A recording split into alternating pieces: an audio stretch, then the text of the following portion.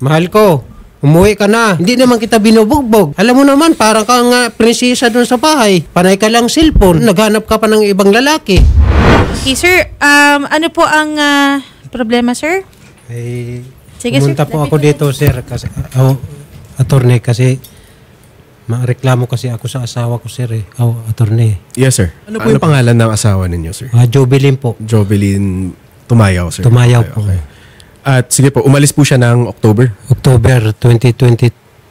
Opo. Tapos, nagbakasyon siya, Mayo.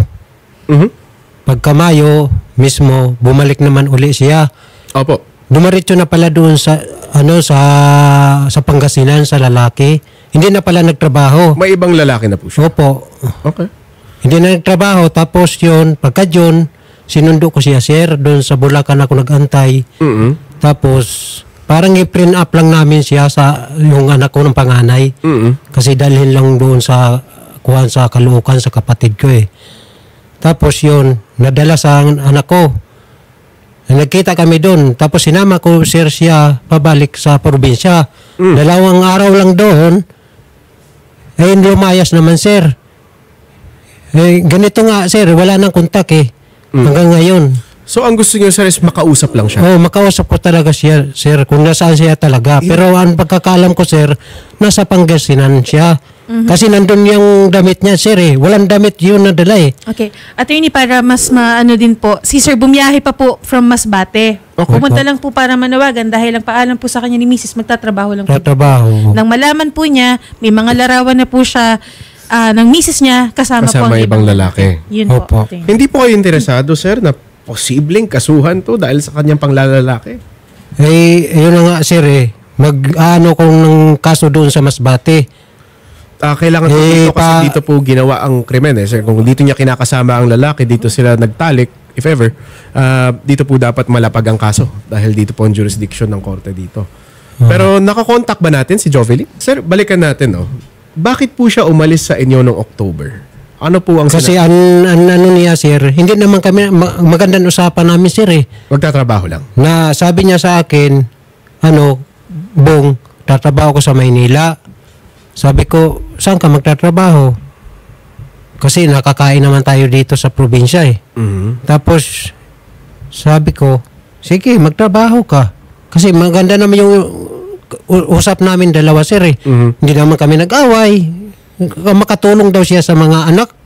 Tapos sa akin, makatulong daw siya. Hindi po kayo nag-aaway, wala pong sakitan? Oo, wala po. Okay. Tapos yun, pagka October, tapos November, yun na, nagsimula na yung may nakikita na ako sa kanya, nakarating na sa malayong lugar eh. Okay. Tinanong ko yung mga kapatid ko at saka yung anak ko, kasama mo ba si mama mo pag-diop?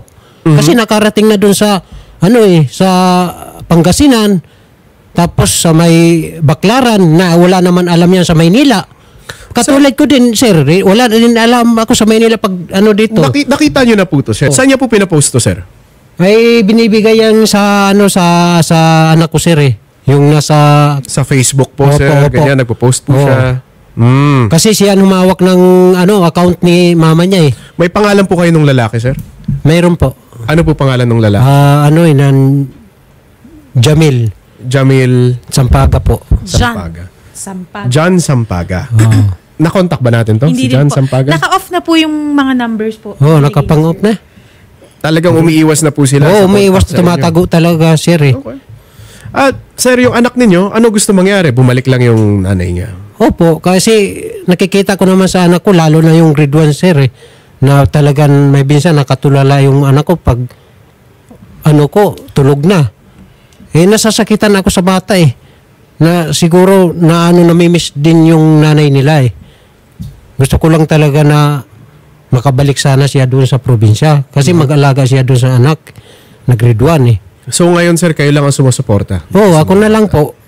Kahit po sinabi niya siya ay magtatrabaho dito, wala pong binibigay na suporta? Wala na po. Wala na. Simula yung bumalik siya.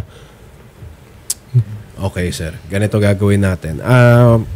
Subukan po namin silang hanapin Hanggang ngayon po. Saan po kaya siya, sir? Anong probinsya? Anong syudad dito sa Manila? Kasi sabi niyo, nanggaling ng Baclaran, nanggaling ng ano. Ay, Wala siyang alam. namamasya lang siya doon sa Baclaran, sir. Pero yung lalaki talaga, taga Pangasinan yun. Pangasinan. Opo. Andun sila ngayon, Oo. sir.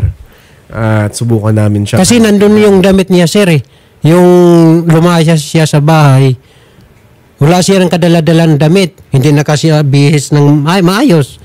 Ano lang, pajama lang, sir.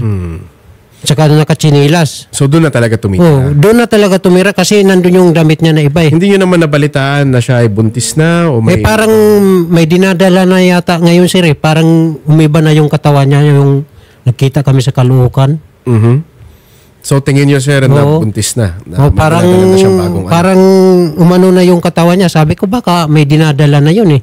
Mhm. Sige, ganito, sir. Habang susubukan namin siyang hanapin, sabihin niyo ang gusto niyo sabihin sa kanya kasi malamang napapakinggan nila to ngayon. Opo. Sana nga niya makita na nandito na ako ngayon sa tulpo kasi hinahamon kasi ako niya eh. Asawa ko. Nandito na ako ngayon sa sa tulpo. Gusto ko lang na magkunta ka man lang sa mga anak mo. Kasi parang pinabayaan mo na yung anak mo eh. Ang ganda-ganda ng usapan natin. Sumakay ka pa ng tricycle. Sabi mo sa driver ng tricycle eh. Bilisan mo lang, kuya, kasi papatayin ako ng asawa ko. Tapos magbabayad ka pa ng 200 lang para mabilisan lang yung patakbo ng tricycle. Mahal ko, umuwi ka na. Kasi yung mga anak mo doon, namimiss ka na doon sa mga anak mo. Ano po pangalan ng mga anak, sir? Si Ayang at saka si Mian. Ayan, si Ayang, si Mayan, hinihintay na siya. Oo. Saka yung lalo-lalo na yung si Mian eh. Umiiyak na. Kasi nahihirapan na daw siya doon mag-alaga ng grade 1. Bago siya pumunta sa school, siya muna inuuna. Bihisan, kaliguan. Kailangan ka doon. Hindi naman kita binubugbog. Puro lang bunganga sa akin. Bakit naghanap ka pa ng ibang lalaki? Alam mo naman, parang ka nga prinsesa doon sa bahay. Panay ka lang cellphone. Ako, naligo ako sa pawis. Pagdating ko, may kachat ka na pala. Yun na pala ang dahilan mo na tatrabaho ka pa lang dito. Yung pala ang dahilan mo na parang magkita kayong dalawa dito. Ay, nandito, marami akong ebidensya. Nandito sa cellphone. Saka nag-amin ka na sa akin na mayroon na nangyari sa'yo. Ay tinanggap na nga kita tapos lumayas ka na naman. 2 araw ka lang doon sa hindi namin alam kung nasaan ka na. Sige, sir. Ganito po gagawin natin, sir. Sabi niyo po umamin siya. Umamin na po.